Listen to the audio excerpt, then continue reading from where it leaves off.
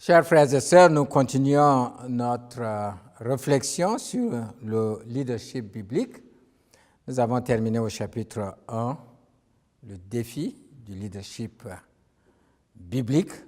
Nous avons vu ce que c'est qu'un leader, les leçons du leadership biblique et le défi du leadership pastoral en conclusion.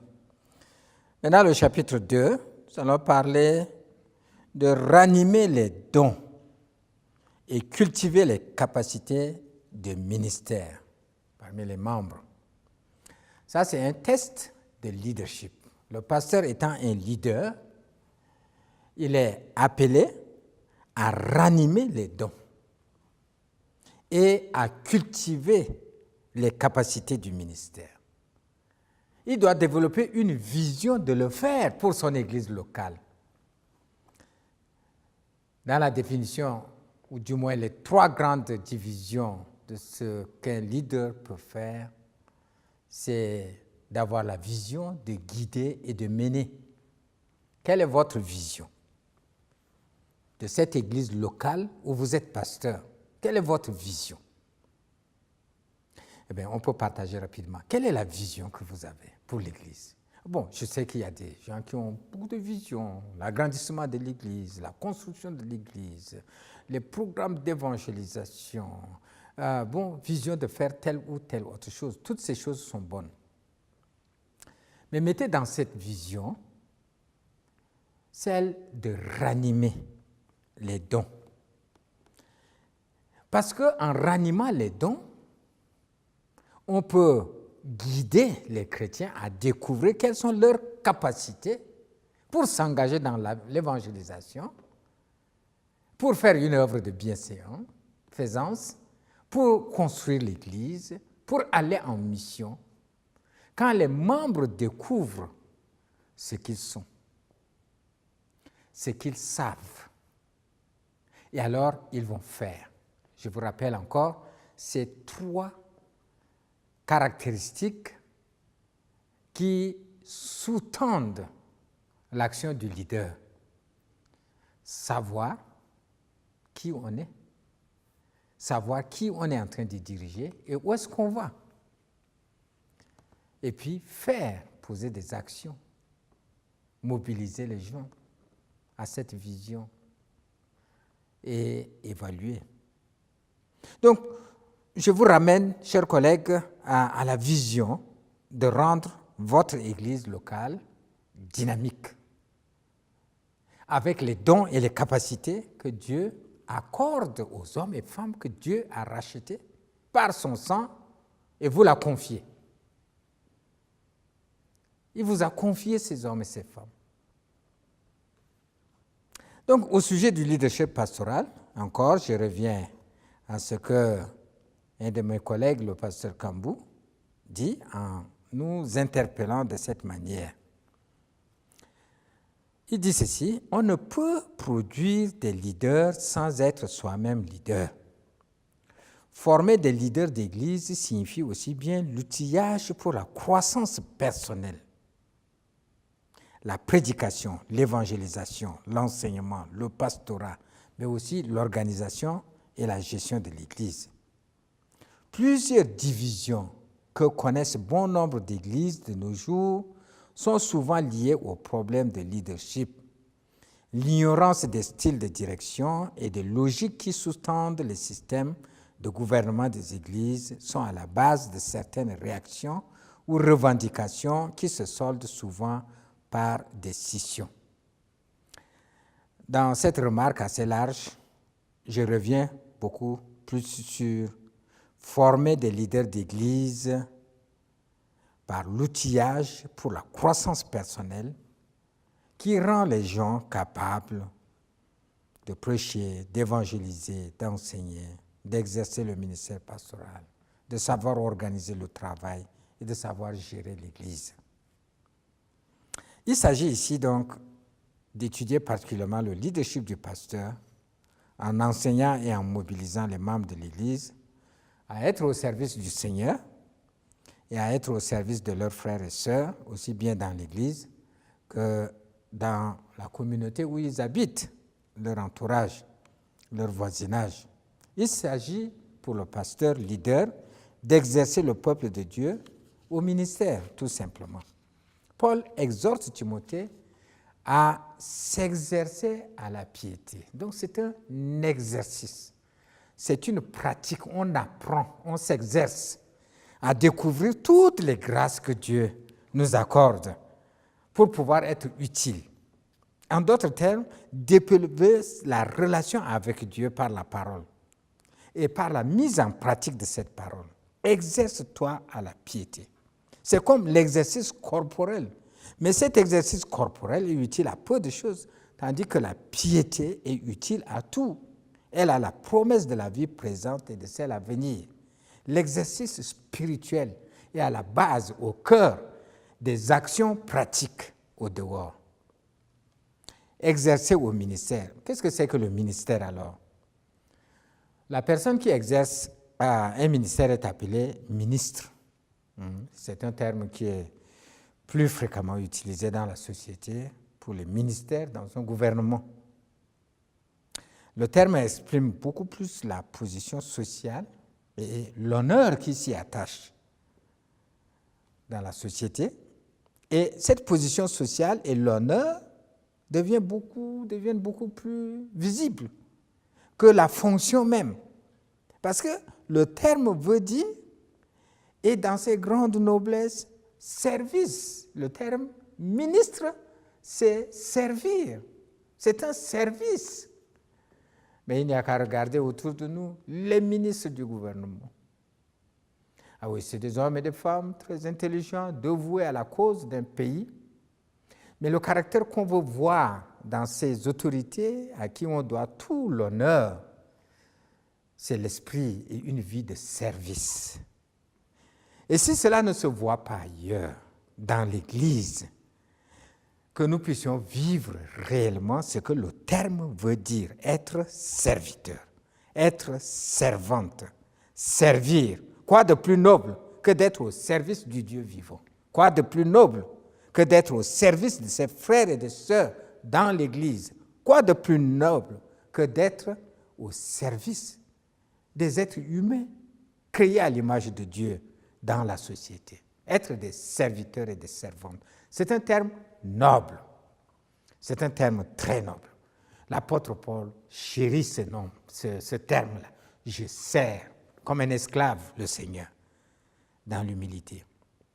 Dans le milieu ecclésiastique, le terme s'applique presque exclusivement dans sa pratique au pasteur. Cependant, le ministère, qui n'est pas position ecclésiastique, mais service à Dieu et aux autres pour le bien-être commun, s'applique tout aussi bien aux membres de l'Église. Le ministre de la parole, le pasteur, doit s'atteler à exercer les membres de l'Église au service. En d'autres termes, c'est quand le pasteur comprend la nature de l'Église qu'il peut exercer efficacement son ministère, qui est un service pour le bien-être spirituel et social des membres de l'Église. Il peut aussi exercer ses membres au service de Dieu. Et c'est de cela que nous avons commencé à parler et on va continuer. Comment ranimer les dons, les grâces, les capacités que Dieu donne pour qu'ils soient au service des autres. La métaphore du corps, une fois de plus, décrit au mieux les ministères que les membres de l'Église sont appelés à exercer. Examinons les grandes lignes de cet enseignement de Paul à l'Église de Corinthe, qui montre une Église vivante. Du moins, Paul donne les principes de ce que doit être une Église, ce que Dieu veut d'une Église. Donc la première chose, c'est de faire découvrir les potentialités des membres, exercer son leadership pastoral en aidant les membres à découvrir leurs dons. Dieu accorde des dons aux membres. Paul utilise donc cette métaphore du corps humain pour illustrer la distribution de ces dons aux membres de l'Église, comme Dieu, dans sa sagesse, a placé chaque membre du corps là où il se trouve pour le bien du corps humain. C'est une image qui ne laisse personne dans l'ignorance. Parce que nous avons un corps. Personne n'a le droit d'ignorer l'importance des membres de son corps. De la même manière, le chrétien ne peut pas ignorer que l'Église comme corps a des membres qui ont des capacités, qui ont des rôles. Donc il revient au pasteur et aux responsables de l'Église de démontrer le leadership en accompagnant chaque membre de l'Église à découvrir son don et de le mettre en service. Cela est si important pour moi. J'ai essayé de pratiquer cela dans mes premières années du ministère pastoral, en découvrant d'abord mon propre don. J'ai fait des études de théologie. Le pasteur est exposé à faire tant de choses. Mais moi aussi, je suis un membre de l'Église, donc un membre du corps, et je dois découvrir pour moi-même le don, la grâce que Dieu m'a faite.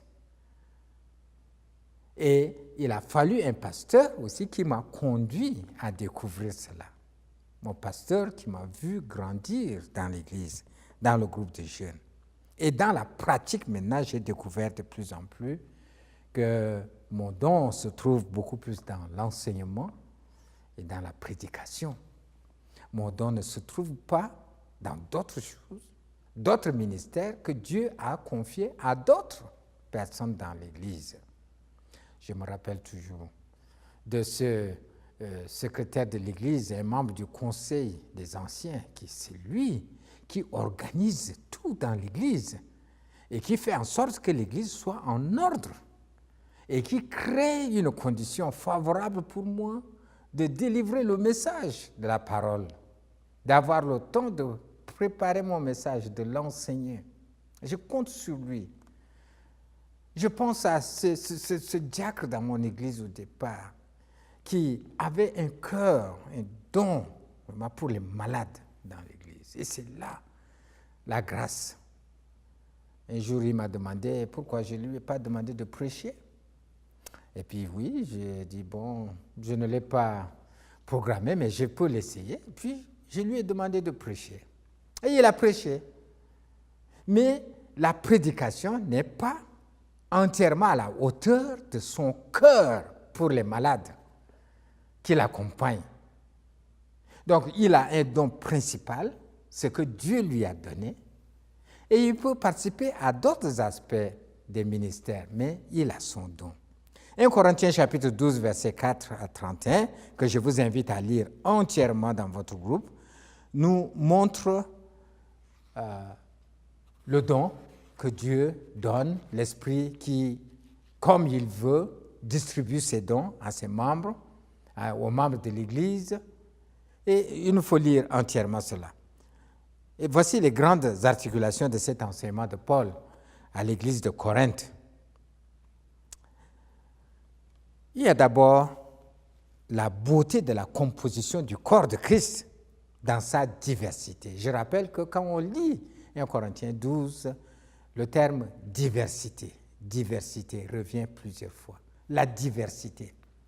La diversité ne doit pas être une opposition. La diversité est une richesse. On a quelque chose de différent pour le bien commun. Donc, je suis différent dans cela pour compléter l'autre. Donc, la diversité est beaucoup plus une sagesse, une richesse plutôt. Et Dieu, dans sa sagesse, nous a mis ensemble avec beaucoup de dons différents. Et le texte même nous parle non seulement des dons que nous avons, mais de nos origines. Voici ce qui est dit dans le verset 12 jusqu'au verset 14. Cette beauté de la composition du corps de Christ dans sa diversité. Il dit, car comme le corps est un et a plusieurs membres, et comme tous les membres du corps, malgré leur nombre, ne forment qu'un seul corps. Ainsi en est-il de Christ. Nous avons tous en effet été baptisés dans un seul esprit pour former un seul corps, juif, grec, esclave, libre. Et nous avons tous été abreuvés d'un seul esprit. Ainsi, le corps n'est pas un seul membre, mais il est formé de plusieurs membres. On peut revenir sur ces vérités. Ces vérités-là sont frappantes. Juifs, Grecs, esclaves, libres. Un seul esprit. On a été tous baptisés dans un seul esprit. Oh, c'est beau, l'Église de Jésus-Christ. Vous remarquez aussi le terme qui revient, un seul esprit. Un seul. Nous formons un seul corps. Après diversité, c'est un seul. L'autre articulation, c'est un seul esprit dans la diversité. Il y a diversité de dons, mais le même esprit. Diversité de ministères, mais le même Seigneur. Diversité d'opérations, mais le même Dieu qui opère tout en tous. Or, à chacun, la manifestation de l'Esprit est donnée pour l'utilité commune. En effet, à l'un est donné par l'Esprit une parole de sagesse, à un autre une parole de connaissance selon le même Esprit, à un autre la foi par le même Esprit, à un autre le don de guérison par le même Esprit, à un autre le don d'opérer des miracles, à un autre la prophétie, à un autre le discernement des esprits, à un autre la diversité des langues, à un autre l'interprétation des langues. Encore, la répétition, l'accent sur un seul, un seul. Le texte continue, un seul et même esprit opère toutes ces choses, les distribuant à chacun en particulier comme il veut. Car comme le corps est un et a plusieurs membres, et comme tous les membres du corps, malgré leur nombre, ne forment qu'un seul corps. Ainsi en est-il de Christ. Ah, ça c'est un grand examen pour le pasteur. De voir que la communauté de 100 membres, composée des Juifs, des Grecs, composée des esclaves, des libres, dans la société, composée des personnes de différentes tribus, composée des personnes de différents rangs sociaux, des ministres, des directeurs, des hommes, des femmes, des servantes dans les maisons des autres. Ces personnes-là forment un seul corps. Il y a diversité des dons et d'opérations. Comment le corps agit? Le corps n'est pas un seul membre, mais il est formé de plusieurs membres. Si le pied disait, parce que je ne suis pas une main, je ne suis pas du corps, ne serait-il pas du corps pour cela? Non. Et si l'oreille disait, parce que je ne suis pas un œil, je ne suis pas du corps, ne serait-il pas du corps pour cela? Si tout le corps était œil, et où serait lui? S'il était tout, oui. Où serait l'odorat? Maintenant, Dieu a placé chacun des membres dans le corps comme il a voulu. C'est Dieu qui veut. Ailleurs, il est dit, l'Esprit distribue comme il veut. Maintenant, il y a plusieurs membres et un seul corps. Chers collègues pasteurs, ça c'est si important de voir toute la sagesse de Dieu. L'image de ce corps qui représente l'Église que nous dirigeons. Les membres qui sont là, ils sont équipés. Chacun a un don. Il faut noter ici la nécessité du rôle de chaque membre. Un mauvais fonctionnement d'une petite partie du corps peut être fatal pour tout le corps. Ça, nous le savons. Comme l'interdépendance des membres du corps est d'une nécessité absolue pour le bien-être de ce corps, il en est de même pour l'interdépendance des membres de l'Église dans leur rôle. C'est une vérité. Diversité d'appels et de responsabilités. Dieu a établi dans l'Église des apôtres, des docteurs, ceux qui ont le don de miracles, de guérison, de secourir, de gouverner. Tous ne sont pas des apôtres, tous ne sont pas des prophètes, tous ne sont pas des docteurs, tous ne pratiquent pas les miracles, n'ont pas le don de miracle, tous n'ont pas le don de guérison, tous ne parlent pas en langue, tous n'interprètent pas. Non, chacun son rôle. C'est l'Esprit qui est établi dans une responsabilité particulière. Tous n'ont pas le même rôle. Les membres de l'Église, les 500, les 600, n'ont pas le même rôle. Le verbe établir ici exprime le libre vouloir et l'autorité de l'Esprit de Dieu qui donne comme il veut. Comme Paul l'a déjà affirmé à l'Église, que c'est l'Esprit qui établit pour paître le troupeau. Donc, en résumé, la valeur de chaque membre Ça veut dire que chaque membre du corps de Christ a une valeur. Chaque membre mérite honneur et respect. Ah, ça c'est un défi pour le leader pasteur. Lui-même de voir que tous les membres, chaque membre mérite honneur et respect. C'est lui qui balaie, c'est lui qui met de l'eau dans les jarres, c'est lui qui visite les malades, c'est lui qui prêche. Chacun a une valeur. Comme nous dit le verset 18, verset 27. L'interdépendance des membres est d'une importance capitale. Chaque membre a une valeur. Et nous sommes appelés comme pasteurs à exercer notre leadership pour discerner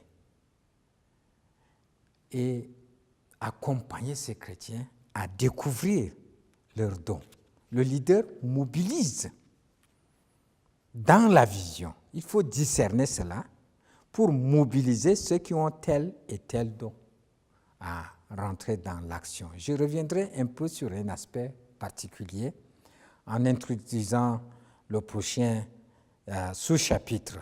Mais pour le moment, nous pouvons nous arrêter là. Ce chapitre 12 de 1 Corinthiens est si important. Le chapitre 12 de Romains, là où il est parlé des dons. Oh, la Bible est riche.